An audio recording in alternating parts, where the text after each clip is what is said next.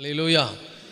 கர்த்தருடைய பிள்ளைகளே, ஒவ்வொரு மாலை பொழுதிலும் இந்த 2026 ஆண்டில் நம்ம சீசத்துவத்தினுடைய விலை, the cost of true discipleship, the cost of true discipleship, ஒரு சீசனாய் இயேசுவை நாம் பின்பற்ற வேண்டும் என்று சொன்னால் அதற்கு நாம் என்ன செய்ய வேண்டும், எவ்வளவு கிரயம் செலுத்த வேண்டும், அதற்கு விலை என்ன அப்படி என்பதை பற்றி தான் நம்ம பார்க்குறோம். அதில் மிக முக்கியமாக நம்ம புரிந்து கொள்ளணும் அந்த வசனத்தை.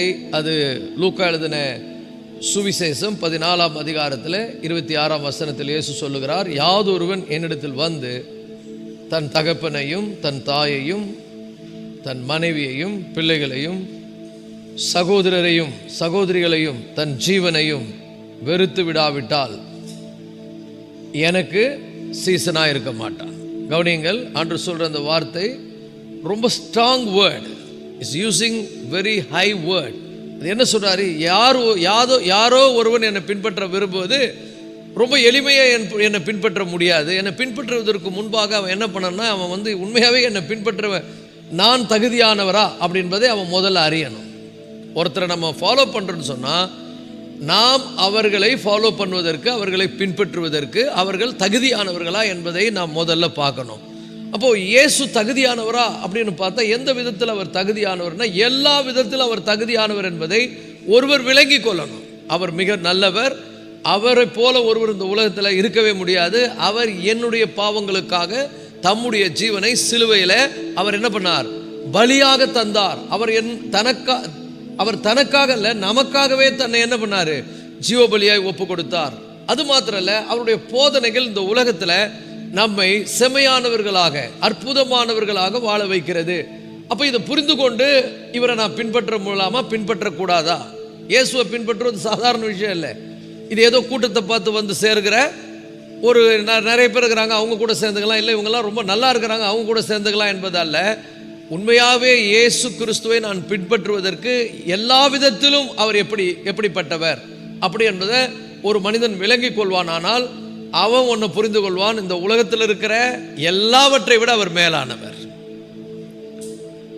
எல்லாவற்றை விட. அப்போ என்ன, எல்லாவற்றை விட யாதொருவன் என்னிடத்தில் வந்து என்று சொல்றாரு, தகப்பனையும் தாயையும் மனைவியையும் பிள்ளைகளையும் சகோதரரையும் சகோதரிகளையும் தன் ஜீவனையும் வெறுத்து விடாவிட்டால் எனக்கு சீசனாக இருக்க மாட்டான்.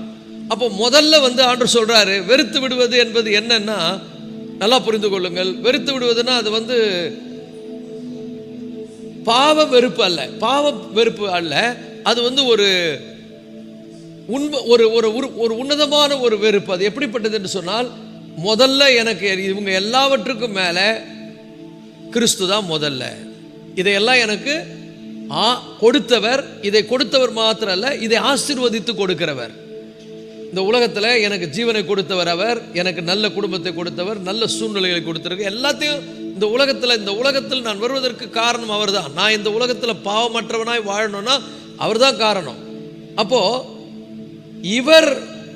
இவருக்காக இந்த உலகத்தில் இருக்கக்கூடிய எதையும் நான் செகண்டரியா வைப்பதற்கு, I have to kept the things in second. First Christ, கிறிஸ்து தான் முதல்ல. அதை ஒரு மனிதன் என்ன பண்ணணும், புரிந்து கொள்ளணும். அப்படி புரிந்து கொள்ளாமல் ஒருவன் இயேசுவை பின்பற்றுகிறான் என்று சொன்னால் அவன் உண்மையான ஒரு சீசனாக இருக்க முடியாது, அவன் ஒரு முட்டாளாக தான் இருக்க முடியும். அப்போ நல்லா புரிந்து கொள்ளுங்கள். எதுலேயோ ஒரு இடத்துல போய் சேர்றான்னு வச்சுங்க, ஒரு பேங்க்கில் கூட நீங்கள் போய் ஒரு பேங்க்கில் உறுப்பினராக ஆகணும்னு வச்சுங்களேன். முதல்ல அந்த பேங்க் நல்ல பேங்க்கா, அந்த பேங்க் நம்பகமான பேங்க்கா, இல்லை அந்த பேங்க் சரியில்லாத பேங்க்கான்னு முதல்ல நம்ம செக் பண்ணுறோம்.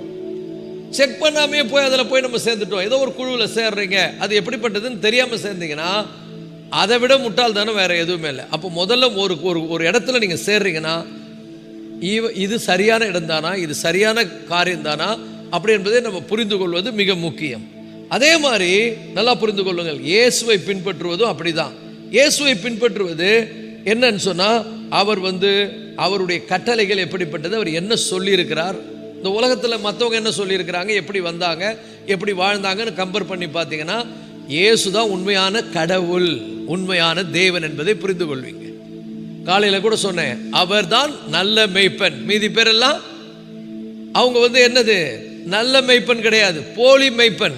அவங்க உங்களை ஆத்மாவை ரட்சிக்க முடியாது, உங்களை பாவத்திலிருந்து மீட்க முடியாது. நீங்க உங்க பாவத்திலே இருப்பீங்க. அவர்கள் திருடரும் கொலைக்காரர்களுமா இருக்கிறார்கள், உங்களுடைய அழிவை விரும்புகிறவர்கள். ஆனால் உங்களை ஆசீர்வதிக்கிறவர், உங்களை பாவத்திலிருந்து விடுவிக்கிறவர், உங்களை பரலோகத்துக்கு கொண்டு செல்லக்கூடியவர் இயேசு. முதல்ல புரிஞ்சுக்கணும். புரிஞ்சுக்கின பிறகுதான் இவரை நான் உண்மையாவே பின்பற்றலாமா, எல்லாரை விட மேலா இவரை நேசிக்கலாமா, நேசிக்க கூடாது என்பதை நான் என்ன பண்ணணும், தீர்மானம் பண்ணணும். அப்படி தீர்மானம் பண்ணி நான் பின்பற்ற, அதுதான் ஆண்டவர் சொல்றாரு. நீ யாராவது என் இடத்துல வந்து இதை புரிஞ்சுக்கணும். என்ன பின்பற்றுவதற்கு இந்த உலகத்தில் இதெல்லாம் கூட உனக்கு இடரலா இருக்கும். நீ இயேசுவை பின்பற்றுவியா, நீ இயேசுவை பின்பற்றனா உனக்கு நான் வேணுமா இயேசு வேணுமான்னு கேட்கக்கூடிய சூழ்நிலை வரும். சில பேர் கேட்பாங்க நம்மளை, உனக்கு நான் வேணும், இந்த உலகம் கேட்கும். நீ இந்த இயேசுவை விட்டுட்டேன்னா இந்த உலகத்தில் நீ ரொம்ப பணம் பொருள் புகழ் நீ ஜாலியாக வாழலான்னு சொல்லும்.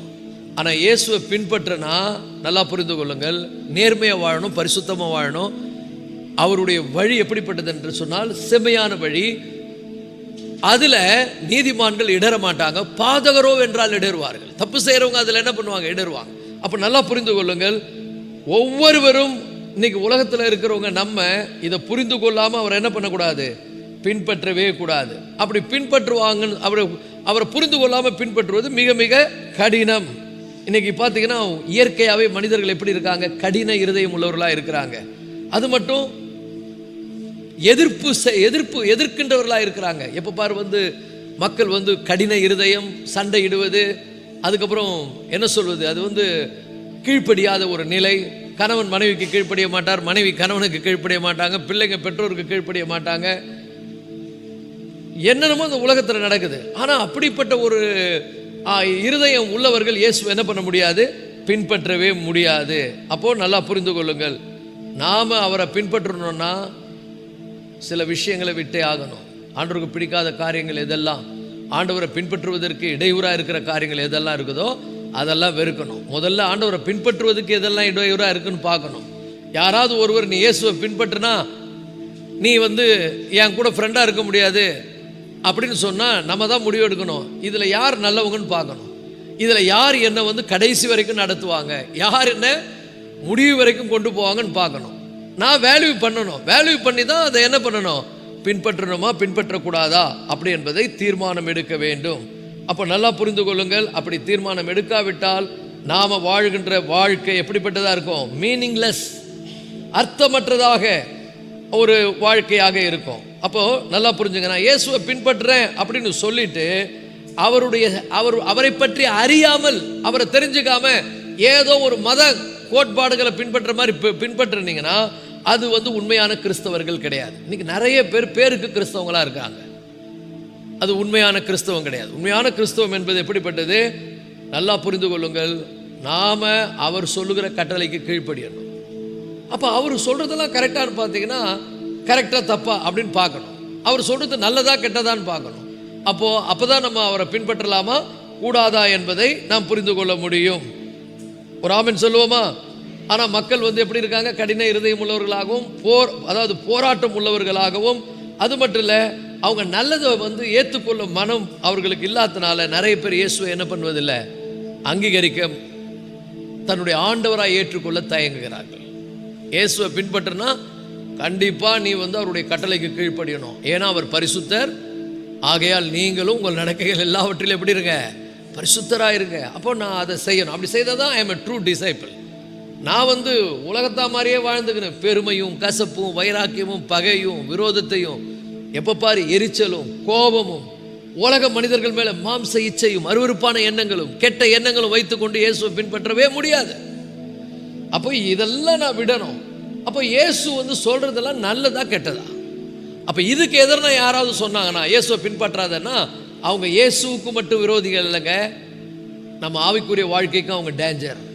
அது யாராக கூட இருக்கலாம், தாயாக இருக்கலாம், தகப்பனாக இருக்கலாம், கணவனாக இருக்கலாம், மனைவியாக இருக்கலாம், பிள்ளைகளாக இருக்கலாம், இந்த உலகத்தில் இருக்க பதவியாக இருக்கலாம், பணமாக இருக்கலாம், எதுவாக இருக்கலாம். இயேசுவை பின்பற்றுனா அது உன்னை ஹிண்டர் பண்ணணும்னு சொன்னால் நான் தான் முடிவு எடுக்கணும். அதான் ஆண்டவர் ரொம்ப தெளிவாக ரொம்ப ஸ்ட்ராங்காக சொல்லிட்டார். நீ எல்லாரும் என் பின்னாடி வாங்கன்னு சொல்லலை. கிறிஸ்தவம் என்பது எல்லாரும் என் பின்னாடி வாங்கன்னு சொல்கிற ஒரு வழி மார்க்கம் அல்ல. கிறிஸ்தவம் என்பது என்ன, முதல்ல வருவதற்கு முன்னால் கணக்கு போடு, நீ இயேசுனுடைய பிள்ளையா வாழ முடியுமா? சாட்சியா வாழ முடியுமா? வாயில கெட்ட வார்த்தை பேசாம, போராம படாம, யார் மேலேயும் எரிச்சல் அடையாம, கீழ்ப்படிதலோடு நன்மை செய்கிறவர்களாய் மாற முடியுமா? அப்படி மாற விருப்பமா? பக்கத்தில் பார்த்து கேளுங்க, நீங்க எப்படி மாற விரும்புறீங்க?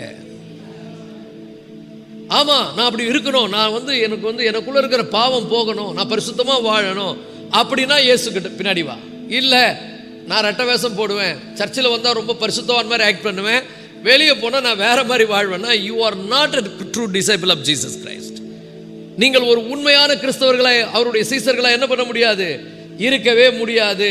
ஏன்னா ஏசப்பாவுடைய பள்ளியில் சேர்வதற்கு, if you want to join the Christ school, you have to check yourself.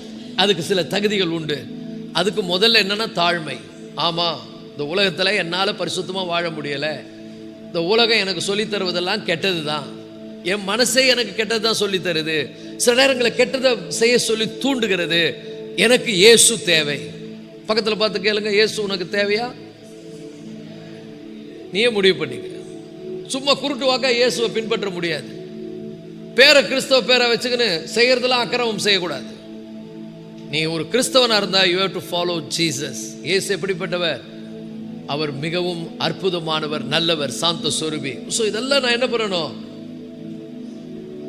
அறிந்து தான் இயேசுவை பின்பற்றோம். நிறைய பேர் வெளிப்புறமா கிறிஸ்தவங்களா இருக்கிறாங்க, ஆனா உள்ள அவங்க உண்மையா கிறிஸ்தவர்களா இல்லை. இது பெரிய பாதிப்பு. அப்ப கிறிஸ்தவனா இருக்கணும்னா நான் என்னெல்லாம் பண்ணணும் என்பதை பற்றி தான் பல காரியங்களை பற்றி பேசி கொண்டிருக்கோம். இன்னைக்கு கடந்த நாட்களில் என்னென்ன பார்த்தோம், அதிலிருந்து அப்படியே கண்டினியூ ஒரு பாயிண்டாக சொல்லிட்டு நிறைய நம்ம கற்றுருக்கிறோம். யூடியூப்ல இருக்கு, நீங்கள் தயவுசெய்து அதை கேட்கலாம். இன்னைக்கு நல்லா புரிந்து கொள்ளுங்க. True disciple loves Christ most, அந்த தலைப்பில் பேசுகிறோம். ஒரு உண்மையான கிறிஸ்துவை பின்பற்றுகிற அவருடைய சீசன் உலகத்தில் இருக்கிற எல்லாவற்றை விட அவரையே மேன்மையாக கருதுவான். தாய் தகப்பனை விட, அப்பா அம்மா விட, தாய் தகப்பனை விட, கணவன் மனைவி விட, பிள்ளைகளை விட, ஏன் தான் உயிரை விட. எவ்வளோ வேலை பாருங்க, ரொம்ப காஸ்ட்லி. இயேசுவை சும்மா சாதாரணமாக இயேசுவை பின்பற்ற முடியாதுங்க. You have to spend lot of expensive cost. ரொம்ப கிரயம் கொடுக்கணும். என்ன கிரயம்? இதெல்லாம் புரிஞ்சுக்கணும். அப்போ இயேசுவை பின்பற்றனா இந்த உலகத்தில் இருக்கிற எல்லாவற்றை விட, ஏன் என் உயிரை விட அவரை மேல வைக்கணும். கேட்கறதுக்கு எப்படி இருக்கு? ஐயோ, ரொம்ப ஸ்ட்ராங்கா ஆண்டவர் சொல்லிடுறாரு. அதை தான் சொல்றாரு, யாது ஒருவன் என்னிடத்தில் வந்து, யார் வேணா வரலாம், இவங்க தான் அவங்க தான் இல்லை, இந்தியாவில் இருக்கிறவங்க தான் வரணும், ஆப்பிரிக்காவில் தான் இருக்கணும் வரணும், அமெரிக்காவில் இருக்கிறவங்க தான் வரணும் இல்லை, எந்த தேசத்தானும் வரலாம், எந்த ஜாதியும் வரலாம், ஏழை பணக்காரன் வரலாம், படித்தவன் படிக்காதவன் வரலாம், உயர்ந்தவன் தாழ்ந்தவன் வரலாம், யார் வேணா வரலாம். ஆனா வரத்துக்கு முன்னாடி இவரை பின்பற்றினா என் வாழ்க்கை நல்லா இருக்குமான்னு கணக்கு போட்டுன்னு பின்னாடி வா. அப்படி சும்மா சில பேர் அற்புதத்துக்காக இயேசுவை தேடி வராங்க. எனக்கு ஒரு அற்புதம் செய்வாரா, எனக்கு ஒரு வேலை கிடைக்குமா, எனக்கு ஒரு வீடு கட்டி தருவாரா, இதெல்லாம் தருவாருங்க. பட் இதுக்காக அவரை பின்பற்றாதீங்க. இதெல்லாம் செகண்டரி. இதெல்லாம் ஒன்றும் மேட்டரே கிடையாது. உங்க ஆத்மா தான், உங்க ஆத்மா முக்கியம். உங்க ஆத்மா பாவத்திலிருந்து விடுதலையாக்கப்பட்டு, சாபத்திலிருந்து விடுதலையாக்கப்பட்டு, இந்த உலகத்தில் நீங்க ஆண்டவருடைய பிள்ளையாய், ஆண்டவருக்கு பிரியமான பிள்ளைகளாய், ஆண்டவருடைய பிள்ளைகளாய் இந்த உலகத்தில் ஜீவிப்பது, அந்த தகுதியை அடைவது. எத்தனை பேருக்கு நீங்க ஆண்டவருடைய பிள்ளையா அந்த தகுதி வேணும்னு விரும்புறீங்க? அப்போ நீங்க என்ன பண்ணணும்னா தீர்மானம் எடுக்கணும். என்ன தீர்மானம் எடுக்கணும்? நான் உண்மையா இயேசுவை பின்பற்றணும். வேதம் சொல்லுது, அவர் நாமத்தின் மேல விசுவாசம் உள்ளவர்களாய் அவரை ஏற்றுக்கொண்டவர்கள் எத்தனை பேர்களோ அத்தனை பேர்களும் தேவனுடைய பிள்ளைகளாகும்படி அவர்களுக்கு என்ன பண்ணாரா? அதிகாரம் கொடுத்தார். நீ தேவனுடைய பிள்ளை ஆயிட்ட பிறகு பிசாசு மாதிரி வாழக்கூடாது. பக்கத்தில் பார்த்து சொல்லுங்க, நீ தேவனுடைய பிள்ளையா மாறின பிறகு பிசாசின் கேரக்டர்லாம் மாறணும், பிசாசின் குணாதிசையெல்லாம் போகணும். இன்னைக்கு நிறைய கிறிஸ்தவங்களுக்கு பிசாசின் குணம் போகவே இல்லை. ஆனா சொல்லுவாங்க, நான் கிறிஸ்தவன், நான் ஞானஸ்தானம் பெற்றேன், நான் இந்த சபையின் உறுப்பினர். செய்யறதெல்லாம் அநியாயம், வெரி டேஞ்சரஸ். நீ ஏமாந்து போகிறாய். ஏசப்பா பின்பற்றணும்னா அதுக்கு நீ கிரயம் கொடுக்கணும். முதல்ல புரிஞ்சுக்கணும், இந்த உலகத்தில் இருக்கிற எல்லாவற்றை விட, ஏன் என் உயிரை விட நான் என்னையே நேசிக்கூடாது. ஏன் என்ன நேசிக்கூடாது? ஐயோ, என் மைண்ட்ல வருது பாரு, எல்லாமே தப்பு தப்பா தான் வருது. என்னைக்காவது உங்களை நினைச்சு நீங்க கஷ்டப்பட்டுக்கிறீங்களா? நம்ம என்ன நினைக்கிறோம்? ஐயோ, நான் ரொம்ப பர்ஃபெக்ட், நான் ரொம்ப நல்ல ஆளு, நான் தான் உலகத்திலே சிறந்த ஆளுன்னு. நல்லா புரிஞ்சுங்க. உங்க மைண்ட்ல வருத்தெல்லாம் இந்த ஸ்கிரீன்ல வந்தா எப்படி இருக்கும் பாருங்க. நிறைய பேர் ஓடிடுவீங்க, இருக்கவே மாட்டீங்க. அந்த மாதிரி நம்முடைய உணர்வுகள்லாம் கெட்டு போயிருக்கு. அவர் body is a weak, sinful, corrupted. பாவம் உள்ள இருக்குது, அசுத்தமான காரியங்கள். சில நேரங்களில் அசுத்தத்தை செய்ய இந்த பாடி என்ன பண்ணுது? சரீரம் மாம்சத்தின் கிரியைகள் வெளிப்படுகிறது. மாம்சத்தின் கிரியைகள் எப்படி வெளிப்படுது? அவையாவன உபச்சாரம், வேசித்தனம், அசுத்தம், காமவிகாரம், பகைகள், விரோதங்கள், சண்டைகள், மார்க்க பேதங்கள், குடிகள், வெறிகள், கொலைகள், களியாட்டுகள் எல்லாம் உள்ள இருக்குது. அப்ப இதை பார்த்து ஓ நான் ரொம்ப அற்புதமான ஆளுன்னு நினைப்பியா? ஐயோ நான் இப்படி இருக்கிறேன்னு வருத்தப்படுவியா? நாங்க எல்லாம் அப்படியே திருன்னு முழிக்கிறீங்க. சொல்லும் போது தான் தெரியுதா ஐயோ நீங்க யாருன்னு கொஞ்சம் யோசனை பண்ணுங்க. சும்மா மனுஷன் மாதிரி நல்லா ட்ரெஸ் பண்ணி மேக்கப் பண்ணி வந்திருக்கிறோம். ஆனால் ஐயோ நம்முடைய மைண்ட் இருக்கு பாருங்க, எப்பவுமே தப்பா சொல்லுதுங்க. பொறாமப்பட சொல்லுது, சில பேரை வெறுக்க சொல்லுது, சில பேர் மேல கோபத்தை உண்டு பண்ணுகிறது, எரிச்சலை உண்டு பண்ணுகிறது, போராமையை உண்டு பண்ணுகிறது. அது மாத்திரம் இல்ல, சுயநலமாய் வாழ செய்கிறது. இதெல்லாம் பார்த்து என்னைக்காவது கஷ்டப்பட்டிருக்கீங்களா நீங்க? அதனாலதான் ஆண்டவர் சொன்னாரு, துயரப்படுகிறவர்கள் பாக்கியவான்கள். துயரப்படுவது என்னன்னு அர்த்தம்? வேதனைப்படுவது. வேதனைப்படுறவங்க பாக்கியவானுங்க ஆண்டவர் ஏன் சொன்னாரு? வேதனை என்ன வேதனை?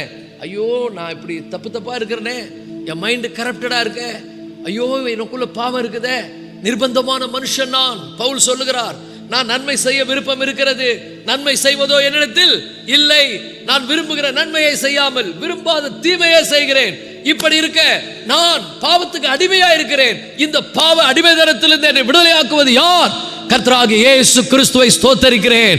அவருடைய ஜீவனின் ஆவியின் பிரமாணம் என்னை பாவம் மரணம் என்கிற பிரமாணத்திலிருந்து விடுதலையாக்கிற்றேன்.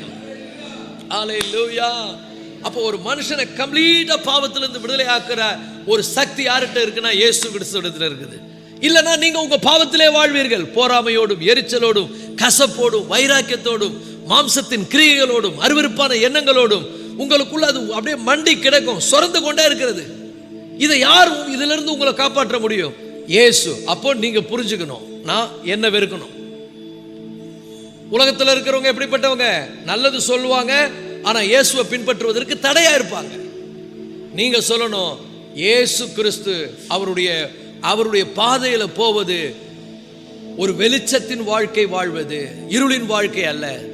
ஒரு ஆசீர்வதிக்கப்பட்ட வாழ்க்கை வாழ்வது, சாபத்தின் வாழ்க்கை அல்ல. அப்போ நம்ம தான் முடிவு பண்ணணும், நான் எங்க இருக்க போறேன்னு. ஒரு ஆமென் சொல்லுங்க. அப்போ நீங்க இயேசுவை எப்படி நேசிக்கணும்?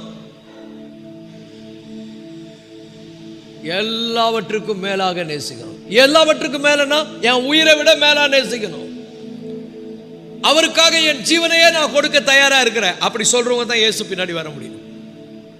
இப்ப இயேசுக்காக சும்மா ஒரு மதத்துல சேருவதல்ல. இயேசுவை பின்பற்றுவது என்பது ஒரு ஆலயத்துல உறுப்பினராக மாறுவதல்ல.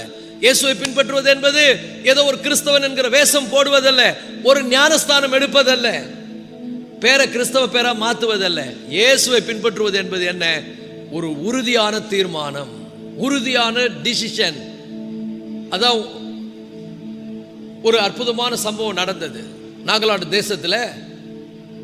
200 வருடங்களுக்கு முன்னால் அந்த தேசத்துல வாழ்ந்த ஒரு அந்த தேசத்துல இருந்தவங்க அத்தனை பேரும் பார்த்தீங்கன்னா அவர்கள் ட்ரைபல்ஸ் சொன்னா அவங்க இந்த காட்டுவாசிகள். அவங்களுடைய கொள்கை என்னன்னா, அவங்களுக்குள்ள பல கெட்ட பழக்க வழக்கங்கள் இருந்தது. அந்த பழக்க வழக்கம் என்னன்னா, ஒரு ஆண் ஒரு பெண்ணை திருமணம் பண்ணனா அவன் அட்லீஸ்ட் ஒரு 10 மனித தலையாவது வைத்திருக்கணும். அப்ப என்ன பண்ணுவாங்கன்னா, சண்டை போட்டு யாரையாவது ஒரு ஆம்பளுடைய தலையை வெட்டி எடுத்துன்னு போயிடுவாங்க. அதை வச்சு என்ன பண்ணுவாங்க, 10 தலை வச்சு அதை மாலையா போட்டுக்கின்னு அதுக்கு தான் அப்பதான் திருமணம் பண்ணுவாங்க. அவங்க பேரே ஹெட் ஹண்டர்ஸ், தலையை வேட்டையாடுகிறவர்கள். அப்படிப்பட்ட காட்டின மக்கள். இந்த ஜனங்களுடைய பரிதாப நிலையை பார்த்து ஒரு மிஷனரி ஆண்டவருடைய பிள்ளை அங்க போறாரு. எப்படி போறாரு? ஏன் போறாரு? எதுக்காக போனோம்? இவர் வீட்டில் நல்லா சொகுசா இருக்கலாம், நல்லா சாப்பிட்டு நல்லா கொளுத்து இருக்கலாம். ஆனா அவருக்கு என்னன்னா, ஏசப்பா அழிந்து போகிற ஆத்துமாக்களை போய் ரட்சிக்கிறதற்கு என்ன அனுப்பி இருக்கிறாரு. நீங்கள் புறப்பட்டு உலகம் எங்கும் போய் சுவிசேஷத்தை என்ன பண்ணுங்க, சொல்லுங்கள்னு சொல்லி இருக்கிறாரு. அதனால நான் போறேன்னு போனார். அப்ப நிறைய பேர் சொன்னாங்க, அங்க போனா நீங்க உயிரோடு திரும்ப முடியாது, அங்க அவங்க ஹெட் ஹண்டர் தலையை வெட்டிடுவாங்கன்னாரு. இப்போ தன்னை நேசித்தா என்ன பண்ணியிருக்க மாட்டாங்க, தன்னுடைய உயிரை நேசித்தா அங்க போயிருக்க மாட்டாங்க. ஆனா அவர் போனார். அப்போ அங்க போன நிறைய ஊழியக்காரங்க அது மாதிரி தலையை வெட்டப்பட்டு செத்துட்டாங்க. ஆனா இவர் போனார். போய் என்ன பண்ணாருன்னா ஒரு மனுஷனை ஆண்டவருக்குள்ள கொண்டு வந்தார். ரொம்ப கஷ்டப்பட்டு அவங்க கூட பழகி அவங்களுக்கு நிறைய ஹெல்ப் பண்ணி அவங்களுடைய அன்பை சமாளித்து ஒரு மனுஷனை கொண்டு வந்துட்டார். கொண்டு வந்துட்டு அவர் அந்த மனுஷனை ஆண்டவருக்குள்ள நடத்திட்டு வெளியே வராரு. வெளியே வரும்போது அவருடைய கழுத்தை வெட்டிட்டாங்க. ஆனா அந்த மனுஷன் ரட்சிக்கப்பட்டான். ரட்சிக்கப்பட்ட பிற்பாடு கொஞ்ச நாள் அந்த காட்டு தலைவன் இந்த சம்பவத்தை கேள்விப்பட்டு, இந்த மாதிரி நம்ம ஆள் ஒருத்தன் வேற ஒரு கிறிஸ்தவ கடவுள், யாரோ ஒரு வெள்ளைக்காரன் கடவுளை வணங்குறான், அவனை நம்ம இப்படியே விட்டாக்கா இது வேற மாதிரி ஆயிடும். ஏன்னா அந்த ஊர்ல இருக்கிறவங்க ஒரு பெரிய மரத்தை கடவுளா வணங்கினாங்களாம். அந்த மரத்தாண்ட போய் வணங்குவாங்க. அப்போ இந்த தலைவன் என்ன பண்றான், அந்த அவங்களுடைய மக்கள்லயே ஒருத்தன் இயேசு ஏற்றுக்கொண்டானவன்னு அவனை கூப்பிட்டு எல்லா மக்களையும் கூப்பிட்டு நடுவில் நிக்க வச்சு அவனை கேட்குறாங்க, இந்த பார் உனக்கு சான்ஸ் கொடுக்குறேன், நீ இயேசுவை விட்டுடு. நீ இயேசுவை விட்டுட்டா உன்னையும் குடும்பத்தையும் நாங்கள் ஒன்றும் பண்ண மாட்டோம், விட்டுருவோம். ஆனால் நான் இயேசுவை தான் வணங்குவேன், இயேசு தான் உன்னுடைய கடவுள்னு சொன்னேன்னா உன்னுடைய குழந்தைய நாங்கள் சாவடிப்போம், அதுக்கப்புறம் உங்கள் மனைவியை சாவடிப்போம், அதுக்கப்புறம் உன்னையும் சாவடிச்சிருவோன்றாங்க. ஒரு சான்ஸு. அப்போ அந்த ரட்சிக்கப்பட்ட அந்த மனிதன் அதான் அவன் பாருங்க, இயேசுவை நன்றாக அறிந்து கொண்டால் தன்னுடைய உயிரை விட இயேசுவை அதிகமாக நேசிப்பான். அப்போ அவங்க 3 பேரும் சேர்ந்து ஒரு பாட்டு பாடினாங்களாம். அந்த எல்லா காட்டுவாசிகளும் கூடி இருக்கிறாங்க. எல்லாம் அந்த 3 பேர், அந்த பெற்றோர் அந்த குழந்தை 3 பேரும் சேர்ந்து பாடின பாட்டு இன்னைக்கு எல்லா மொழியிலும் இருக்கிறது. அந்த பாட்டு தான் உலகம் முழுதும் பாடுறாங்க. I have decided to follow Jesus, no turning back, no turning back. இயேசுவின் பின்னால் போக துணிந்தேன், பின்னோக்கே நான். அந்த பாட்டை பாடின உடனே அம்பு அந்த குழந்தையினுடைய இருதயத்தை பிளந்து கொண்டு போனது. அந்த குழந்தை அப்படியே விழுந்து துடித்து செத்தது. சாகும்போது அந்த குழந்தை சொன்னது, நீங்களும் இயேசப்பாக்காக ஜீவனை கொடுத்தா பரலோகத்தில் என்னை பார்க்கலாம். அல்லேலூயா. அப்போ மறுபடியும் அந்த காட்டு தலைவன் சொன்னா, இங்க பார், நீ உனக்கு இப்போ உங்க 2 பேருக்கு சான்ஸ் தரேன். உங்க குழந்தைக்கு நடந்தது அடுத்து உன் மனைவிக்கு நடக்கும். நீ என்ன சொல்ற? நம்மள அந்த என்ன பண்ணிருப்போம், ஐயோ சாமி விட்டுருங்கப்பா, நாங்க ஏசப்பா வேணாம், எங்க வாழ்க்கையை நாங்க பாத்துக்கிறோம்னு சொல்லி நம்முடைய ஜீவனை நேசித்திருப்போம். ஆனா அவங்க என்ன தெரியும் பண்ணாங்க, உலகமென் பின்னே சிலுவையின் முன்னே பின்னோக்கே நான் 2வது சென்டென்ஸ் பாடினாங்க. The cross is before me, the world is behind me, no turning back, no turning back. என்னாச்சுன்னா அவங்க மனைவியையும் அம்புல துடித்து செத்தாங்க. ஆண்டவருக்காக ஜீவனே கொடுத்தாங்க. இவன் மட்டும் அப்படியே நிற்கிறான். இப்போ இவனை கேட்டாங்க, இப்போ நீ கூட தப்பிச்சுக்கலாம், சொல்லு, இயேசு நான் வணங்க மாட்டேன், இயேசு எனக்கு வேணாம், நான் என்ன பண்ணுறேன், விட்டுடுறேன், இவங்களுக்கு நடந்த கதி எனக்கு வேணான்னு. அவன் என்ன சொன்னா, மறுபடியும் கைகளை உயர்த்தி யார் பின்பற்றுறாங்களோ, அது ரொம்ப அருமையாக அந்த வரி வரும், அருமையான வரி. அந்த சென்டென்ஸை சொல்லி பாடுறாரு. யார் பின்பற்றுறாங்களோ இல்லையோ, நான் இயேசுவை பின்பற்றுவேன் பாடினாரு. அவரும் இறந்துட்டார். 3 பேர் ரத்த வெள்ளத்தில் கிடக்குறாங்க. அந்த காட்டு ஜனங்க எல்லாரும் அதை பார்க்குறாங்க. இந்த தலைவனும் பார்க்குறான். பாருங்க, அது ஆண்டவர். அந்த எல்லாரும் பார்த்து அவங்களுக்குள்ள பரிசுத்த ஆவியான ஒரு கிரியை செய்ய ஆரம்பிச்சார். ஏன்னா ரத்தம் பேசுகிறது. ஒரு ஆமென் சொல்லுங்க. அந்த தலைவனுக்குள்ள ஆண்டவர் கிரியை செய்ய ஆரம்பிச்சார். இந்த இயேசு எப்படிப்பட்டவராக இருந்தா, நம்ம மக்கள், என்னுடைய இனத்தான், என் கூடவே வாழ்ந்தவை, என்னுடைய மக்கள் இப்படி உயிரை கொடுப்பாங்கன்னா அந்த இயேசு எப்படிப்பட்டவராக இருப்பாரு. அவன் முழங்கால் படிட்டு சொன்னான், இயேசுவே நீர் உண்மை உள்ளவராக இருந்தா என் உள்ளத்தில் வாங்கன்னா. இயேசு அந்த நேரத்தில் அவனுடைய உள்ளத்தில் வந்தார், அவனை மாற்றினார். அதுக்கப்புறம் அவன் சொன்னான், இந்த மரத்தை வெட்டி போடுங்க, இனி இந்த ஊர்ல யாரும் இந்த மரத்தை இல்லை இயேசுவையே வணங்கணும்னு சொன்னா. இன்னைக்கும் நீங்க போய் கூகுளில் சர்ச் பண்ணி பாருங்க, இந்த டெஸ்டிமனியும் இருக்குது, இந்த பாட்டம் இருக்குது. இது கதை அல்ல, சரித்திரம். இன்னைக்கு நாகாலாந்து தேசம் முழுவதும் கிறிஸ்தவ நாடாக இருக்கிறது.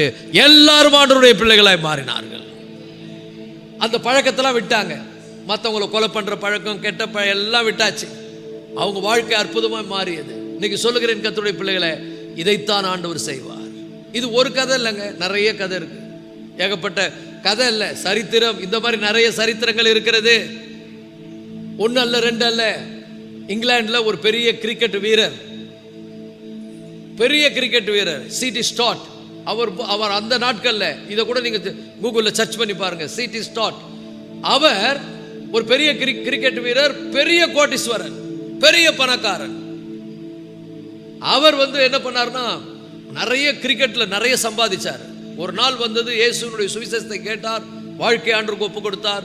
ஒப்பு கொடுத்த உடனே அவர் புரிந்து கொண்டார், இயேசுவை பின்பற்றுவது தாயா உலகத்தில் இருக்கிற எல்லாவற்றை விட மேன்மையானது அப்படின்னு புரிந்து கொண்ட உடனே என்ன பண்ணார்னா, தான் சொத்துக்கள் எல்லாம் வித்து ஏழை எளிய மக்களுக்கு, அங்க இருக்கக்கூடிய ஏழை எளியலுக்கு கொடுத்துட்டு கொஞ்சம் பணத்தை எடுத்துக்கொண்டு ஆப்பிரிக்காவுக்கு போய் அங்கே ஆப்பிரிக்காவில் இருக்கக்கூடிய காட்டுவாசிகளுக்கு வாழ்நாள் முழுவதும் சேவை செய்து அங்கேயே மரித்து அங்கேயே அடக்கம் பண்ணப்பட்டார். City start. இன்னும் எத்தனை பேரை சொல்லணும், சொல்லிட்டே இருப்பேன், நீங்களும் கேட்டுக்கிட்டே இருப்பீங்க. அது மாதிரி நிறைய பேர் இந்த இந்திய தேசத்துல கூட கல்வி, மருத்துவம், இந்த இந்திய தேசத்தில் வந்த சமுதாய சீர்திருத்தங்களுக்கு எல்லாம் காரணம் இயேசுவின் மீது அன்பு வைத்து தங்களுடைய எல்லா சொத்தையும் சுகத்தையும் விட்டுட்டு அதையெல்லாம் வித்து எடுத்துட்டு இங்க என்ன பண்ணாங்க, மிஷனரிகளாய் ஊழியம் செய்து இந்திய தேசத்துக்கு தங்கள் ஜீவனை கொடுத்ததற்கு காரணம் யார்? இந்த தேசத்தில் இருக்கக்கூடிய நம்முடைய இந்திய தேசத்தில் கல்வி, கலாச்சாரம், அது மட்டும் இல்ல சிறந்த மருத்துவம், ஏழை எளிய மக்களுக்கு சமத்துவம், இதையெல்லாம் கற்றுக் கொடுத்தது இயேசுவினுடைய போதனைகள், இயேசுவை பின்பற்றினவர்கள். அவங்க எல்லாவற்றுக்கும் மேலாக இயேசுவை நேசித்ததனால தான் எல்லாத்தையும் தூக்கி போட்டு அவருக்கு ஊழியக்காரனா வந்தாங்க. அதனாலதான் இன்னைக்கு கொஞ்சமாவது இங்க ரட்சிப்பு இருக்குது, ஜனங்கள்லாம் கொஞ்சமாவது ஆண்டவரை தேடக்கூடிய படிப்பு, கல்வி இருக்கிறது, இன்னைக்கு எல்லாமே இருக்கிறது. அப்போ நல்லா புரிஞ்சுங்க, நாமும் இயேசுவை பின்பற்றணும்னா சுயநலமா வாழக்கூடாது. நான் என்னுடைய இது ஒரு பவுண்டரி போட்டக்கூடாது. ஆண்டவர் எனக்கு கொடுக்கிற எல்லாவற்றிலும் நான் அவருக்கு முதலிடம் கொடுக்கணும். அவரை பற்றி நான் சாட்சி சொல்றியோ இல்லையோ, சாட்சியா வாழ்ந்து காண்பி. எல்லாரும் பார்க்கும்போது உன் வாழ்க்கை ஒரு பேசணும், வாய் பேசுவதை விட வாழ்க்கை பேசணும். அப்ப கிறிஸ்தவர்கள் என்று சொன்னால் நான் இயேசுவை பின்பற்றேன்னா சும்மா இல்லைங்க, we have to give cost. அப்ப நல்லா புரிந்து கொள்ளுங்கள். நம்ம நிறைய காரியங்களை கடந்த நாட்களில் பார்த்தோம். இயேசுவை பின்பற்றுவது என்று சொன்னால் என்ன அப்படின்னா, இந்த உலகத்தில் இருக்கக்கூடிய பணம், இந்த உலகத்தில் இருக்கக்கூடிய மேன்மைகள், இந்த உலகத்தில் இருக்கக்கூடிய பதவி, இந்த உலகத்தில் இருக்கக்கூடிய இந்த உலகத்தில் இருக்கக்கூடிய நம்ம நேசிக்கக்கூடிய மக்கள், இவைகள் எல்லாவற்றுக்கும் மேலாக இயேசுவை பின்பற்ற வேண்டும். அவர்தான் மோஸ்ட், அவர்தான் முதல்ல, அவன் தான் உண்மையான சீசன், உண்மையான கிறிஸ்தவன். உண்மையான கிறிஸ்தவன் யாரு? தன்னை நேசிக்கிறவன் இல்ல, தான் குடும்பத்தை மட்டும் நேசிக்கிறவன் இல்ல. அதனால அவங்கள நேசிக்க கூடாதுன்னு அர்த்தம் இல்லை, அதையும் புரிஞ்சுக்கணும். இப்போ ஆண்டவர் நேசிக்க வெறுத்து விடணும்னா அது அப்படி அர்த்தம் எடுத்துக்கூடாது. என்ன சொல்றாருன்னா, என்ன முதல்ல வை, மீதி எல்லாம் ரெண்டாவது வை. அதுதான் ஒரு சின்ன உதாரணம் சொன்னேன். வெவ்வேறு இடத்துல பிறந்த ஒரு கணவனும் மனைவியும் அன்பு நிமித்தம் ஒருவரை ஒருவர் உடன்படிக்கையின் கீழ் திருமணம் செய்து கணவனாய் மனைவியா மாறும்பொழுது அவங்க ரெண்டு பேரும் ஒருத்தர் சொல்ல, நான் எங்க அப்பா கிட்ட வாழறேன், நீ உங்க வீட்டில் வாழன்னு சொல்ல, ரெண்டு பேரும் அவங்க ஒரு செப்பரேட் ஆயிடுறாங்க. செப்பரேட் ஆயிட்ட உடனே வேதம் சொல்லுது, இது நிமித்தம் புருஷன் தன் தாயும் தகப்பனையும் விட்டு பிரிந்து, நல்லா புரிஞ்சுங்க, விட்டு பிரிந்து தன் மனைவியோடு இசைந்து இருப்பான்னா, தாய் தகப்பனை நடுத்தரில் விட்டு இங்க சேர்ந்துருன்னு அர்த்தம் கிடையாது. அதனுடைய அர்த்தம் என்ன? தாய் தகப்பனுக்கு இரண்டாவது இடம், முதல் இடம் யாருக்கு? வாயை திறக்க மாட்டேன்றீங்களே. மனைவிக்கு, மனைவிதான் ஃபர்ஸ்ட் திருமணமான பிறகு. அதே மாதிரி அந்த பெண்ணுக்கு யாரு? ஸ்திரீகளில் ரூபவதியே, உன் தகப்பன் வீட்டை மறந்து விடு. மறந்து விட்டுனா அவங்கள மறந்துடுன்னு அர்த்தம் கிடையாது. உன் கணவனை முதல்ல எல்லாத்திலும் ஃபர்ஸ்டா வை, பெஸ்டா வை. இப்ப நீங்க ரெண்டு பேரும் ஒருத்தர் உண்மையை நேசித்து அவங்களுக்கு செய்ய வேண்டிய கடமை, அதுதான் அர்த்தமே ஒழிய ஆண்டவர் இப்படி சொல்லியிருக்கிறாரு, இது நிமித்தம் புருஷன் தன் தாயை தகப்பனை விட்டு பிரிந்துனா அவங்களை விட்டுட்டு அம்போன்னு விட்டுட்டு வந்துருன்னு அர்த்தம் கிடையாது. இது நிமித்தம் மனைவி ஸ்திரீகளில் ரூபவதியே, உன் தகப்பன் விட்ட மறந்துடுனா அவங்க வீட்டையே போகாதன்னு அர்த்தம் கிடையாது. அவங்கள நேசிக்கலாம், பட் அவங்க செகண்ட் தான். திருமணம் ஆன பிறகு யார் முதல்ல? என்ன எப்படி இருக்கிறீங்க? ஹஸ்பண்ட் தான் ஃபர்ஸ்ட், மனைவி தான் ஃபர்ஸ்ட். கணவனுக்கு மனைவி ஃபர்ஸ்ட், மனைவிக்கு கணவன் ஃபர்ஸ்ட். மற்ற அப்பா அம்மா கூட பிறந்தவங்கலாம் ரெண்டாவது, அவங்கள விட்டுருன்னு அர்த்தம் கிடையாது, ரெண்டாவது. But first you have to obey your couples, ஒருத்தருக்கு ஒருத்தர். இன்னும் அநியாயமாகுது, எப்படி நான் அங்கே தான் பிறந்தேன் அங்கே தான் வளர்ந்தேன், எப்படி நான் அவங்கள, அப்படி கிடையாது. நீங்க ரெண்டு பேரும் இனி இருவர் அல்ல, ஒரே மாம்சமாக இருக்கிறீர்கள், இதுதான் அர்த்தம். அதே மாதிரி தான் இயேசுவை பின்பற்றுவது கூட, ஆண்டவர் இதெல்லாம் வெறுத்துன்னு சொன்னா இதை தூக்கி போட்டு வந்துருன்னு அர்த்தம் கிடையாது. அவங்க இதெல்லாம் ரெண்டாவது, இதெல்லாம் ரெண்டாவது. இப்போ உங்க வீட்டிலே சொல்றாங்க, உங்க வீட்டுக்காரன் பின்னாடி போகாத, அவனை ஏன் பின்பற்றுன்னு சொன்னா நீங்க யாரை பின்பற்றுவீங்க? இல்ல இல்ல அப்பா சரிப்பா உங்க வீட்டுக்கார விட்டு வந்துடுவீங்களா? வர மாட்டீங்க. நீங்க சொல்லுவீங்க, எங்க வீட்டுக்கார பத்தி அப்படி சொல்லாதீங்க, அவர் எவ்வளவு நல்லவர் தெரியுமா, அவர் எனக்காகவே வாழறாருன்னு சொல்லுவீங்க. சொல்லுவீங்களா சொல்ல மாட்டீங்களா? அதே மாதிரி தான் ரட்சிக்கப்பட்ட பிறகு இந்த உலகம் இயேசுவை பின்பற்றாதன்னு சொன்னா போல்டா சொல்லணும், என்ன இயேசுவை பத்தி அப்படி சொல்றீங்க? இயேசு யார் தெரியுமா? அவர் எனக்காக சிலுவையில் ஜீவன் கொடுத்தவர், அவர் என்னுடைய ரட்சகர். சொல்ல போனா அவரே என்னுடைய மனவாளன், நான் அவருடைய மனவாட்டி, நான் அவருக்காக தான் வாழ்வேன். புரியுதா புரியலையா? இதையும் கேட்டு இன்னும் புரியாத மாதிரி இருந்தா நான் இன்னொரு எக்ஸ்பிளேஷன் பண்ண வேண்டியது இருக்கும். அப்போ மோஸ்ட் யாரு முக்கியம்? யாரு நமக்கு? இயேசு கிறிஸ்து. அதை சின்ன சின்ன உதாரணங்கள் மூலம் நம்ம புரிந்து கொள்ளலாம், சின்ன சின்ன காரியங்கள் மூலம் நம்ம புரிந்து கொள்ளலாம். இப்ப இயேசு தான் முக்கியம். இயேசுவை பின்பற்ற கூடாதுன்னு சொன்னா அவன் பிசாசு. ஏன்னா இயேசு யாருக்கு பிடிக்காது? பிசாசுக்கு பிடிக்காது. அப்ப எப்படி நம்மளை தடை பண்ணுவான்? நம்ம ரொம்ப நேசிக்கிற ஒரு மனுஷனை கொண்டு தடை பண்ணுவான். அவங்க சொல்லுவாங்க, இன்னும் சும்மா அடிக்கடி கோயிலுக்கு இயேசு சர்ச்சுக்கு போறிய, அங்க என்ன தான் கிடைக்குதுன்னு. நீங்க கொஞ்சம் கம்முன்னு இருங்க, நீங்க வந்து பாருங்க, உங்க இருதயமே மாறிடும், நீங்க சமாதானத்தை பெற்றிருக்கீங்க, அவர் ரொம்ப நல்லவர், நீங்க சொல்லணும். சொல்லுவீங்களா சொல்ல மாட்டீங்களா? அப்படிங்களா அப்படின்னு வீட்டிலே உட்காந்து கூடாது. அப்ப இந்த உலகம் நமக்கு இடர்ல இருக்கும். சில நேரத்தில் நம்ம உடம்பு சொல்லும், உனக்கு டயர்டா இல்லை, சோர்வா இருக்குது இல்லை, வாயெல்லாம் ஒரு மாதிரி இருக்கு இல்லை, கொஞ்சம் அப்படியே ரெஸ்ட் இடணும். நீங்க என்ன சொல்லணும்? மாம்சத்தை ஒடுக்கி அதை கிறிஸ்துவுக்கு கீழ்ப்படிய சிறைப்படுத்தணும். சொல்லணும், நீ தூங்குனது போதும், நீ தண்ணி குடிச்சது போதும், நீ டிவி பார்த்தது போதும், நீ செல்போன்ல நோண்டிக்கிட்டு இருந்தது போதும், இப்ப யாரை போய் பின்பற்றணும்? இயேசுவை தான் பின்பற்றணும். அப்ப நம்ம சுயம் கூட சொல்லும் இயேசுவை பின்பற்றாதன்னு சொல்லும். சாத்தான் நம்ம மாம்சத்தை கிளப்பி விடுவான், சில தடைகளை கொண்டு வருவான். அப்ப நான் யாருக்காக நிக்கணும்? நான் எவ்வளவு கத்தி கத்தி சொல்றேன், நீங்க என்ன கம்முன்னு இருக்கு நின்னுக்குன்னு சொல்றேன், உட்காந்துன்னு கேட்கறீங்க. சொல்லுங்க தயவு செய்து. அப்ப என்ன சொல்லணும்? I have decided to follow Jesus. No turning back, no turning back. இயேசுவின் பின்னால் போக துணிந்தேன், பின்னோக்கே நான், உலகம் என் பின்னே, சிலுவை என் முன்னே, பின்னோக்கே நான்.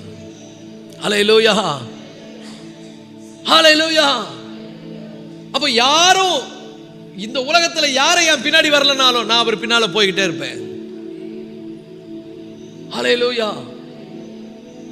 அப்ப நல்லா புரிந்து கொள்ளுங்கள், இதுதான் அவர் உன்னதமான நிலையில வைப்பது, எல்லாவற்றுக்கும் மேலாக. அடுத்த பாயிண்ட் என்ன?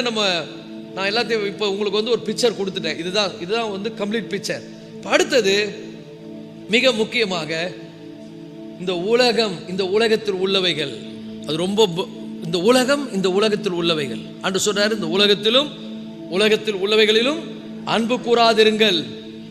ஒருவன் இந்த உலகத்தில் அன்பு கூர்ந்தால் அவனிடத்தில் பிதாவினுடைய அன்பு இல்லை. இப்ப இந்த உலகத்தில் என்ன இருக்குது? ரட்சிக்கப்படுறதுக்கு முன்னால உலகத்தில் என்ன இருக்குது? நம்ம ரொம்ப அட்டாச்டு வித் ஜாப், வேலை இருக்கு. ரெண்டாவது என்ன இருக்குது? குடும்பம், வீடு இருக்குது. மூன்றாவது என்ன இருக்குது? பணம் இருக்குது. நாலாவது என்ன இருக்குது? என்னுடைய சுய பிளான்ஸ் அண்ட் பர்பஸ், என்னுடைய பிளான் அண்ட் பர்பஸ் இருக்குது. நாலாவது என்ன இருக்குது? இந்த உலகத்தில் இருக்கக்கூடிய அசுத்தமான காரியங்கள், கவர்ந்த என்டர்டைன்மெண்ட் என்ன கவர்ந்து இழுக்குது. இவ்வளவும் நமக்கு இன்ட்ரன்ஸ் பண்ணுதுங்க. இன்னைக்கு கூட பார்த்தீங்கன்னா மைண்டு சொல்லும், அடுத்த வாரம் சர்ச்சுக்கு ஈவினிங் சர்வீஸ் வராத, பயங்கரமான ப்ரோக்ராம்ல இருக்குது, டிவியில நல்ல ப்ரோக்ராம் இருக்குதுன்னு சொல்லும். நீங்க என்ன சொல்ல போறீங்க? நல்ல ப்ரோக்ராம்ஸ் வேணுமா, நல்ல ஆண்டவர் வேணுமா? நீங்க தான் தீர்மானம் எடுக்கணும். ஸோ இந்த உலகம் ரொம்ப நம்மளை என்ன பண்ணும்? இன்ட்ரன்ஸ் பண்ணும். ஸோ இதை பற்றியே நம்ம நிறைய விஷயங்களை பார்த்துருக்குறோம். அடுத்தது பார்த்தீங்கன்னா we have to surrender everything to God. ஆண்டவருக்கு நாம் எல்லாவற்றையும் என்ன பண்ணணும்? அர்ப்பணிக்க வேண்டும், எல்லாவற்றையும். அப்ப நல்லா புரிந்து கொள்ளுங்கள். நான் இந்த உலகத்தில் உள்ளவைகள் நம்மளை அட்ராக்ட் பண்ணணும்னு சொல்லும்போது ஒரு விஷயம் சொன்னேன், ஞாபகம் இருக்குல்ல? ஒரு சின்ன உதாரணம் சொன்னேன். இதெல்லாம் நமக்கு தேவையில்லைன்னு அர்த்தம் கிடையாது. வேலை நமக்கு வேணும், குடும்பம் நமக்கு வேணும், எல்லாமே வேணும். ஆனா நல்லா புரிஞ்சுங்க, இயேசுன்னு வரும்போது அது நமக்கு பெருசா தெரியக்கூடாது. அதுதான் ஒரு சின்ன உதாரணம் சொன்னேன். நட்சத்திரங்கள்லாம் இருக்குது, சூரியன் வந்த உடனே நட்சத்திரங்கள்லாம் நம்ம கண்ணுக்கு தெரியாம போயிடுது. ஏன்? சூரியனுடைய ஒளி வெளிச்சம் அந்த குட்டி குட்டி நட்சத்திரங்களுடைய பவரை நம்ம கண்ணுக்கு மறைச்சிருது. அது மாதிரி இயேசு வந்துட்ட பிறகு இதெல்லாம் பெருசா தெரியக்கூடாது. இருக்கட்டும், வீடு இருக்கட்டும், வாசல் இருக்கட்டும், வேலை இருக்கட்டும், எல்லாம் இருக்கட்டும். ஆனா யார் பெருசு? இயேசு தான் பெருசு. ஒரு ஆமென் சொல்லுங்க.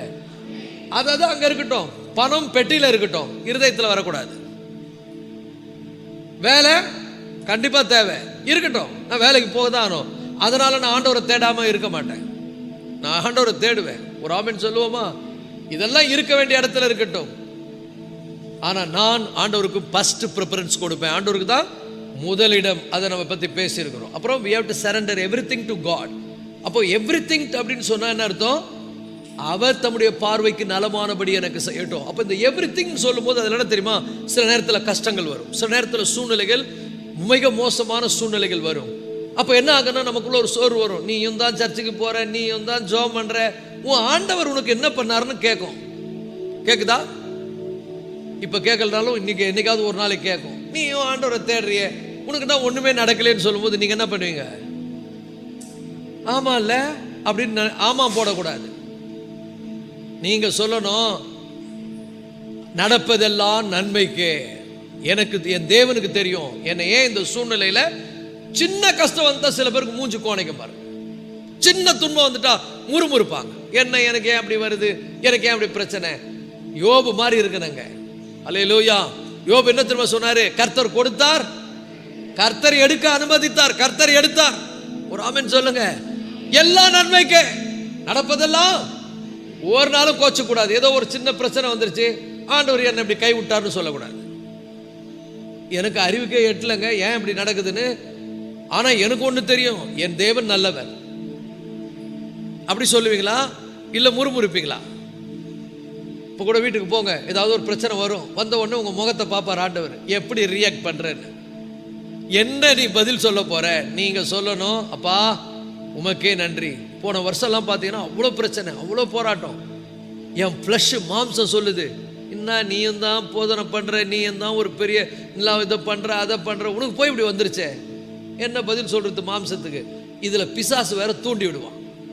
பிசாசு சொல்லுவான், ஐயோ நீ எவ்வளோ நல்ல மனுஷன், உனக்கு போய் இது நடக்குது, உலகத்தில் பாரு அக்கிரமம் பண்றவங்களாம் நல்லாகிறான், அப்படி ஏற்றி விடுவான். நம்ம சொல்லணும், என் அறிவுக்கு புரியல, எனக்கு தெரியல, எல்லாம் கர்த்தருக்கே தெரியும், அவர் தம்முடைய பார்வைக்கு நலமானபடி எனக்கு செய்யட்டும். ஹல்லேலூயா. பக்கத்தில் பார்த்து சொல்லுங்க, துன்பம் வரும்போது துவண்டு போகாதே, ஆண்டவரை குறை சொல்லாத, ஆண்டவரை ரொம்ப நேசி. ஏன்னா இந்த உலகத்தில் இதெல்லாம் இருக்குது, எல்லாம் வரும். திடீர்னு சில பேர் வேணும்னே நம்மக்கிட்ட பிரச்சனைக்கு வருவாங்க. சில பேர் ஏதாவது ஒரு குறை சொல்லுவாங்க. சில பேர் ஏதாவது நம்மளை வந்து சாபம் விடுவாங்க, ஏதாவது பண்ணுவாங்க. ஆண்டவரே எனக்கு ஏன் அப்படின்னு நம்ம சொல்லக்கூடாது. வீட்டில் இருக்கிறவங்க சில பேர் புரிஞ்சுக்காம நடப்பாங்க. சில பேர் நம்மளை வந்து ஏதாவது ஒரு பழி சொல்லுவாங்க. நீங்க உடனே ஆண்டவரே ஏன் இப்படி, ஆண்டவர் என்ன விட்டுட்டீங்க அப்படின்னு சொல்லக்கூடாது. கஷ்டம் வருது, ஏதோ ஒரு கஷ்டம் வந்துருச்சு, கஷ்டம் வந்துக்குதா உங்களுக்கு? கஷ்டம் வந்துக்குதாவா? எவ்வளோ கஷ்டம் வந்துக்குது தெரியுமாப்பா? அவ்வளோ கஷ்டம் வந்துக்குது. நான் சொல்றேன் பாருங்க, எல்லாமே நன்மைக்கு, நடப்பதெல்லாம் நன்மைக்கு. நீங்க ஆண்டவருக்கு நன்றி தான் சொல்லணும், குறை சொல்லக்கூடாது. ஆண்டவரை கோபித்து கொள்ளக்கூடாது, ஒருபோதும் அதுக்கு ஆண்டவரை காரணம் காட்டக்கூடாது. ஆண்டவருக்கு நன்றி சொல்லணும். ஆண்டவர் ரொம்ப நல்லவர். அப்போ நம்ம சொல்றோம், ஆண்டவரே உங்க பார்வைக்கு என்ன தோணுதோ அது செய்யுங்க ஆண்டவரே, அவர் தமது பார்வைக்கு நலமானபடி எனக்கு செய்யட்டும். ஒரு ஆமென் சொல்லுங்க. அடுத்தது இன்னைக்கு முக்கியமான காரியம் என்ன தெரியுமா? இந்த உலகத்தில் இருக்கிற மற்ற எல்லாவற்றை விட கிறிஸ்துவையே நம்ம என்ன பண்ணணும்? நம்முடைய வாழ்க்கையினுடைய பிரதானமாய் நாம் வைக்கணும். So we chose Christ instead of everything else. எல்லாவற்றுக்கும் மேலாக we chose Christ everything else. இதுக்கு வந்து ஆண்டவர் ஒரு உதாரணம் சொல்றார். ஏன் I have to choose Christ instead of everything else? இந்த உலகத்தில் இருக்கிற எல்லாவற்றை விட ஏன் நான் கிறிஸ்துவை முக்கியமா கருதணும் அப்படின்னா ஆண்டவர் ஒரு அற்புதமான உவமை சொல்லுகிறார். மத்தேயு 13ஆம் அதிகாரம் 45, 46 வசனம். மத்தேயு 13 அதிகாரம் 45, 46 கவனிங்க. மேலும் பரலோக ராஜ்யம் நல்ல முத்துக்களை தேடுகிற ஒரு வியாபாரிக்கு ஒப்பா இருக்கிறது. அவன் விலையுறந்த ஒரு முத்தை கண்டு போய் விற்று அதை கொல்லுகிறான். நல்லா புரிஞ்சுங்க, எல்லாத்தையும் வித்துறான். அப்படின்னா அர்த்தம் எல்லாத்தையும் இழக்கிறான். வித்துறான்னு அர்த்தம். இப்போ நீங்க கவனிங்க, ஒரு ஒரு ஒரு காரியத்தை நீங்க பாக்குறீங்க, ஒரு பொருளை பாக்குறீங்க. இந்த என்கிட்ட இருக்கிறத விட இதை நான் வாங்கினா இது ரொம்ப வேல்யூ அப்படின்னு உங்களுக்கு தெரிஞ்சா, ஐயோயோ என் பணம் எல்லாம் போதேன்னு பார்ப்பீங்க? இல்லை, எல்லா பணத்தையும் கொடுத்து அதை வாங்குவீங்க. ஏன்னா என் கையில் இருக்கிற பணத்தை விட இந்த பொருள் அதிக விலையேறப்பட்டது என்பதை நீங்க என்ன பண்ணியிருக்கிறீங்க, அறிந்திருக்கிறீங்க. அதே தாங்க கர்த்தருடைய பிள்ளைகளை நான் சொல்றேன். இந்த உலகத்தில் இருக்கக்கூடிய மற்ற எல்லாவற்றை விட இயேசு கிறிஸ்து மேலானவர். அவருக்காக எதை வேண்டுமானாலும் இழக்கலாம், எதை வேண்டாலும் இழக்கலாம். அதனாலதான் எல்லாத்தையும் விட்டுட்டு வந்தாங்க. ஏசப்பா அவருடைய சீசர்ல பார்த்து சொன்னாரு, என் பின்ன வாங்கணும் உடனே என் பின்னாடி வாங்கணும், எல்லாத்தையும் விட்டுட்டு போயிட்டாங்க. அவருக்கு ஒரு முறை இயேசு என்ன பண்ணார்னா, பேசிக்கிட்டே இருக்கும்போது ஒரு பணக்காரங்கிட்ட பேசினார். அவனுக்கு மனசு உடைஞ்சு போயிட்டான். ஏன்னா அவனுக்கு ஆண்டவர் சொல்றதை செய்ய விருப்பம் இல்லை. அவன் மனசு உடைஞ்சு போயிட்டான். அப்ப ஆண்டவர் பார்த்து சொன்னாரு, ஒட்டகமானது ஊசியின் காதில் நுழைவதை விட ஐஸ்வர்யவான்கள் பரலோக ராஜ்யத்தில் பிரவேசிப்பது எவ்வளவு அரிதா இருக்கிறது. பிரவேசிக்கவே முடியாதுன்னு சொல்லல, கஷ்டமா இருக்குதுன்னாரு. அப்போ உடனே சாக்காயிட்டாங்க சீசர்கள். ஏன்னா அவரை பின்பற்றின அவருடைய சீசர் சொன்னாங்க, ஐயோ ஆண்டவரே, அப்படியானால் நாங்கள் எல்லாவற்றையும் விட்டு உண்மை பின்பற்றினோமே, எங்களுக்கு என்ன கிடைக்கும் அப்படின்னாங்க. இன்னைக்கு கூட நீங்க நினைக்கலாம், நான் இயேசுவை ரொம்ப நேசிக்கிறேன், எனக்கு என்ன கிடைக்கும்? ஐயோ, நான் எல்லாத்துக்கும் மேல அவரை வச்சிருக்கிறேன். எல்லாத்துக்கும் மேல அவரை வச்சிருந்தா உங்களுக்கு என்ன கிடைக்கும், என்ன லாபம்? பக்கத்தில் பார்த்து கேளுங்க, இன்னைக்கு சர்ச்சுக்கு வந்துக்கிற உனக்கு என்ன லாபம்? நீ வேற எங்கன்னா வேலை போய் செய்தனா கூட உனக்கு ஒரு 100 ரூபாய் 200 ரூபாய் பணம் கொடுப்பாங்க. இங்க வந்து உட்காந்துருக்கிறிய, என்ன லாபம்? கொஞ்சம் யோசனை பண்ணி பாருங்க. அப்போ இயேசுவை பின்பற்றதுனால எனக்கு என்ன லாபம்? இயேசுவை என்னுடைய ஆண்டவராக ஏற்றுக்கொள்வதனால எனக்கு என்ன லாபம்? உனக்கு என்ன லாபமா? ஆண்டவர் சொன்னார் சீசர்ல பார்த்து, என் நிமித்தமாவது, சுவிசேஷத்தின் நிமித்தமாவது, நிலங்களையாவது, மனைவியாவது, பிள்ளைகளையாவது, சொத்துக்களையாவது இழந்தவன் எவனோ இம்மையிலே, இப்பவே இந்த உலகத்திலே நூறத்தனையான ஆசீர்வாதங்களையும், அதோட இல்ல மறுமையிலே நித்திய ஜீவனையும் அவன் பெற்றுக்கொள்வான். நெத்தி அடி அடிக்கிறாருங்க. அப்ப இயேசுக்காக நீ எதனா இழந்தேனா அது வெறும் இழப்பு இல்ல, லாபம். இன்னைக்கு இயேசுக்காக நீ ஏதோ 1 மணி நேரம் கொடுக்குற, இங்க உட்கார்ந்து இருக்கிற, நீ வீட்டுக்கு போய் பாரு உனக்கு எப்படி கர்த்தர் ஆசீர்வதிக்கிறார். சும்மா கிடையாது. இயேசுவை பின்பற்றினா நீ முதல் கணக்கு போடு. இன்னைக்கு நான் ஆலயத்துக்கு வரேன், இன்னைக்கு நான் 2 மணி நேரம் இங்க வொர்ஷிப்ல இருக்கிறேன், தேவனுடைய வார்த்தையை கேட்கிறேன், எனக்கு என்ன லாபம்? சீசர்கள் கேட்டார்கள், நாங்கள் எல்லாவற்றையும் விட்டு உம்மை பின்பற்றினோமே, எங்களுக்கு என்ன கிடைக்கும்? என்ன கிடைக்கும்? இம்மையிலே நூறத்தனையான ஆசீர்வாதங்களையும் மறுமையிலே நித்திய ஜீவனையும் நான் உனக்கு தருவேன் என்று வாக்கு பண்ணி இருக்கிறார். நிறைய பேருக்கு இழக்க மனசு இல்லை. இப்ப இழந்தாதான், நல்லா புரிஞ்சுங்க, ரொம்ப காசு கொடுத்து ஒருத்தன் நிறைய விலையேறப்பெற்ற விதையை வாங்கிட்டு வந்து மண்ணில் விதைக்கிறான். நார்மலா நம்ம சிந்திச்சா, என்னங்க அவ்வளோ காசை கொடுத்து வாங்கிட்டு வந்து மண்ணில் போடுறானேன்னு புரியாதவங்க என்ன சொல்லுவாங்க, பைத்தியக்காரனா இருந்தாலும் அவ்வளோ காசு கொடுத்து வாங்கிட்டு வந்து மண்ணில் போடுறானே. ஏன்னா அவனுக்கு அந்த விவசாயிக்கு தெரியும், நான் இன்னைக்கு ஒரு விதை விதைச்சேன்னா நாளைக்கு 9000 விதை இதுல வரும்னு அவனுக்கு தெரியும். இயேசுக்காக நீ இழக்கிற எதுவும் இழப்பு கிடையாதுங்க, லாபம். ஆகவே தான் அப்போஸ்தலனாகிய பவுல் சொல்லுகிறார், நான் கர்த்தராகிய இயேசு கிறிஸ்து ஆதாயப்படுத்திக் கொள்ளும்படிக்கு எனக்கு லாபமா இருந்தவைகள் எவைகளோ அவைகளை நஷ்டம் என்று கருதுகிறேன், குப்பையுமாய் எண்ணுகிறேன். ஹல்லேலூயா. அப்ப நல்லா புரிஞ்சுங்க, இயேசுக்காக நீ செய்யற ஒரு சின்ன சின்ன விஷயத்துக்கு கூட உனக்கு கிரெடிட் உண்டு, உனக்கு பிளெஸிங் உண்டு. ஆனா பிளெஸிங்காக அவரை பின்னாடி வராது. நான் அப்படியா அப்படின்னு அது மைண்ட்ல போயிடக்கூடாது. உங்க மனநிலை என்ன இருக்கணும்? எல்லாத்தையும் பார்க்கலாம் அவர் மேல வைக்கிறேன், நான் அவர் தான் எனக்கு ஃபர்ஸ்ட், அவர் தான் எனக்கு மோஸ்ட். சோ நல்லா புரிஞ்சுக்கோ, choose Christ instead of everything. எல்லாவற்றுக்கும் மேலாக அவரை என்ன பண்ணுங்க, மேலே வையுங்கள். அல்லேலூயா. அப்ப நல்லா புரிந்து கொள்ளுங்கள், நீங்க ஏசப்பாவுக்காக இழக்கிற ஒவ்வொரு நிமிஷமும் உனக்கு கிரெடிட். ஏசப்பாக்காக நீ போய் வீட்டில் கூட போங்களேன், வீட்டில் நீங்க வந்து 1 மணி நேரம் செல்போன்ல என்னெல்லாம் பார்க்கணுமோ பாருங்க, நோட் பண்ணுங்க. உங்களுடைய மனநிலையை பாருங்க, உங்க சூழ்நிலையை பாருங்க. எல்லாமே வந்து இழப்பா தான் இருக்கும். You lose everything. மறுநாள் என்ன பண்ணுங்க, 1 மணி நேரம் ஆண்டு சமூகத்தில் முழங்கால் படிடுங்க, வேதத்தை வாசிங்க, அப்பாவை தேடுங்க, எழுதி வைங்க. இன்னைக்கு நான் ஆண்டவருக்காக 1 மணி நேரம் ஆண்டு சமூகத்தில் உண்மையான இருதயத்தோடு அவரை நேசித்து இருக்கிறேன், அவர் மீது அன்பு உட்கார்ந்து இருக்கிறேன். பாருங்க, அந்த 1 மணி நேரத்துக்கான ஆசீர்வாதம் இங்க மட்டும் இல்லைங்க, மறுமையிலும் உங்களுக்கு உண்டு.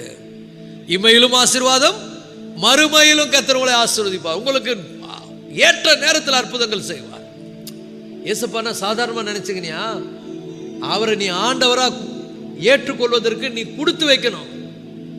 அது வந்து எல்லாருக்கும் கிடைக்காது. ஏன்னா பைபிள் சொல்லுது, எவர்களை முன்குறித்தாரோ அவர்களை அழைத்து இருக்கிறார், எவர்களை அழைத்தாரோ அவர்களை நீதிமான் ஆக்கி இருக்கிறார், எவர்களை நீதிமான் ஆக்கினாரோ அவர்களை மகிமைப்படுத்தியும் இருக்கிறார். பெரிய பாக்கியம். இன்னைக்கு இங்க வந்து உட்கார்ந்து நீங்க வசனத்தை கேட்கறீங்க, இது லாஸ்ன்னு நினைக்கிறீங்களா? 2 மணி நேரம் வேஸ்டா போச்சே, ஏதோ பேசுறாரு இவரு, எப்படி உட்கார்ந்து இருக்கிறீங்க? பக்கத்துல பார்த்து கேளுங்க, என்ன மனநிலையோடு இங்க உட்கார்ந்து இருக்கிற? ஐயோ, என் தலை எழுத்து ஏன் கேட்குறீங்க? வரலன்னா இவங்க கேட்பாங்க, அவங்க கேட்பாங்க, எங்கள் வீட்டில் திட்டுவாங்க, அதனால நான் பல்ல கடிச்சுன்னு உட்காந்துக்கிறேன்னு. நல்லா புரிஞ்சுக்க, கணக்கு பார்த்து சர்ச்சுக்கு வா, நீயே கால்குலேட் பண்ணு.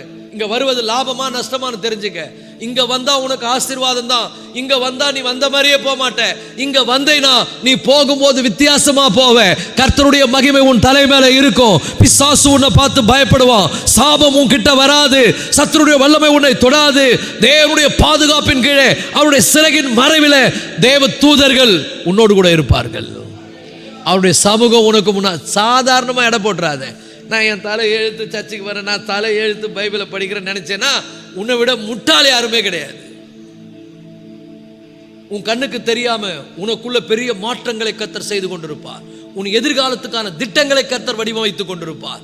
உன் சூழ்நிலை எப்படி மாற்றணும், உனக்கு வரக்கூடிய பிரச்சனை எப்படி தீர்க்கணும், எல்லா பிளானும் அவர் போட்டு கொண்டிருப்பார்.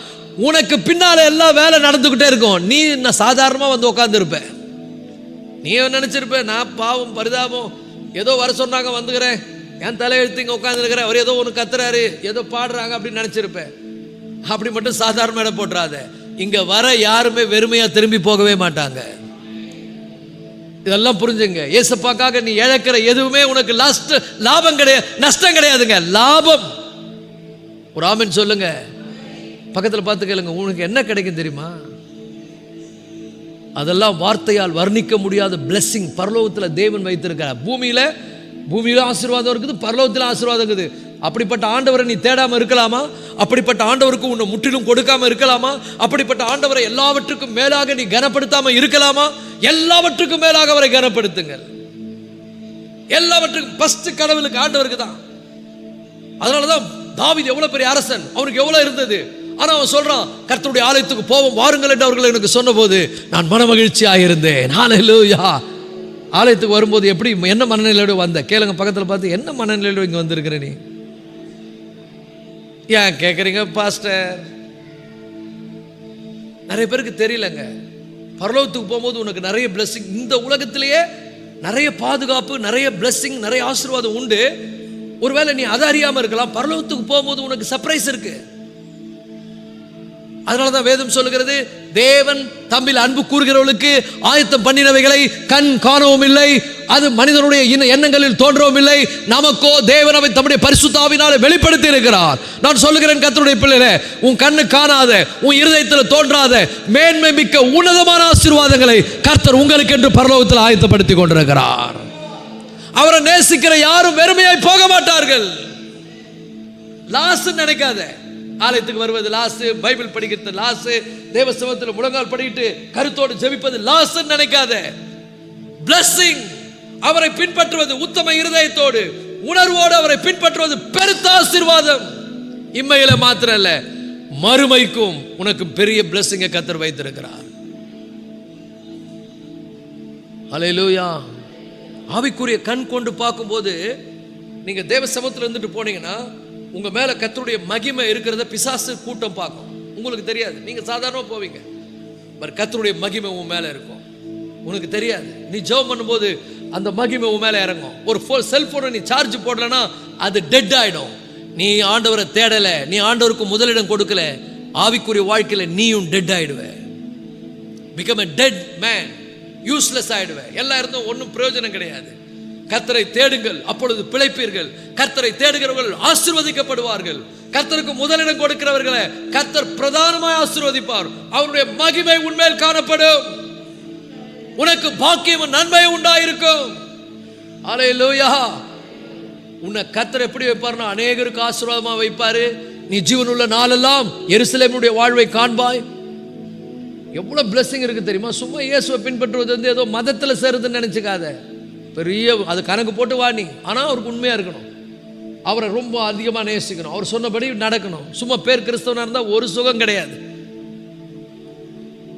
ஒரு ஆமென் சொல்லுங்க. இந்த இயேசுவை நீங்கள் பின்பற்றுவதற்கு நிறைய தடைகளை பிசாசு கொண்டு வருவான். ஏன்னா இயேசப்பா பின்னாடி வந்தால் உனக்கு நன்மை இருக்குன்னு அவனுக்கு தெரியும். உன்னை அழிக்கிறது தான் அவன் நோக்கமே, உன்னை வஞ்சிப்பது தான் பிசாசனுடைய நோக்கம். அதனால இயேசுவை பின்பற்றாதுன்னு 1000 காரணம் சொல்லுவான். சில ஃப்ரெண்ட்ஸுங்க சொல்லுவாங்க, நீ என்ன கிறிஸ்டின் ஆகிட்டியானுவாங்க. என்னது கிறிஸ்டின் ஆகிட்டியாவா? கிறிஸ்டின் ஆகணுமேனு சொல்கிறோம். நீ பக்கத்தில் பார்த்து சொல்லுங்க. யாராவது கேட்பாங்க, என்ன மதத்தில் சேர்ந்துட்டியானுவாங்க. இல்லை, இது வரைக்கும் பிடிச்சிருந்த மதத்தை இழந்துட்டு இப்போ தான் நான் என்ன ஆகிறேன், நல்ல தேவ பிள்ளையாக மாறிக்கொண்டிருக்கிறேன்னு சொல்லணும். சொல்லுவீங்களா? பக்கத்தில் பார்த்து கேளுங்க, என்ன சொல்லுவேன் உன்னை கேட்டாக்கா? என்ன கிறிஸ்டின் ஆகிட்டியானுவாங்க. என்ன கிறிஸ்டின் ஆகிட்டியாவா? ஆகணுமே, உனக்கு அந்த சிலாக்கியம் கிடைக்கணுமே.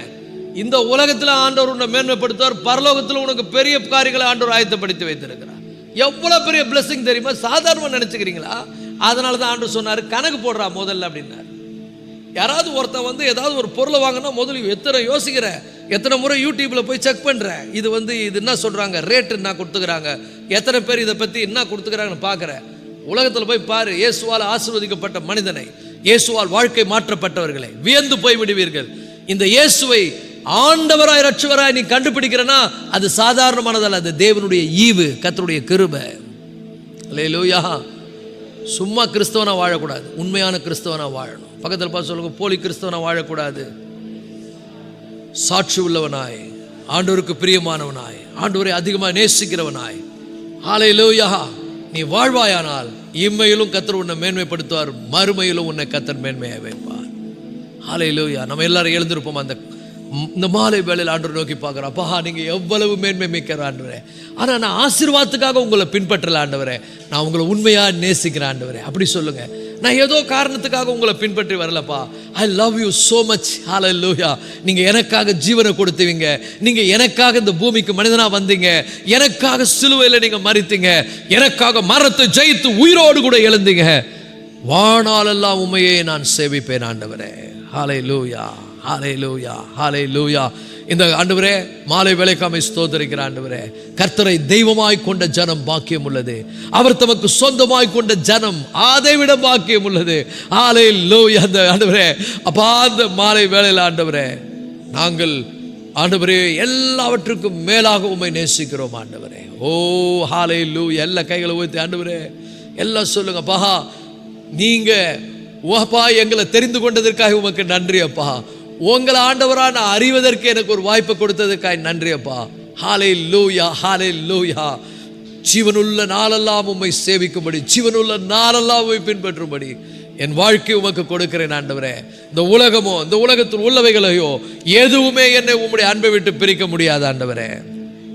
உமக்காக வாழ, கடைசி வரைக்கும் உம்மை கனப்படுத்தி வாழ என் ஜீவனை ஆண்டவரே, என் சரீரத்தை, என்னுடைய முழுவதையும் ஆண்டவரே உமக்கென்று கொடுக்கிறேன். இந்த மாலை வேலைக்காய் நன்றி செலுத்துகிறேன். வந்திருக்கிற ஒவ்வொரு பிள்ளைகளும் நல்ல ஒரு ஆண்டவரே இந்த சத்தியத்தை அறிந்து கொண்டவர்களாய், விளங்கி கொண்டவர்களாய் கடந்து செல்லட்டும். அவர்கள் மீது கர்த்தருடைய மகிமை இருக்கட்டும். இயேசுவின் மூலம் வேண்டிக் கொள்கிறோம் ஜீவனுள்ள நல்ல தகப்பனே.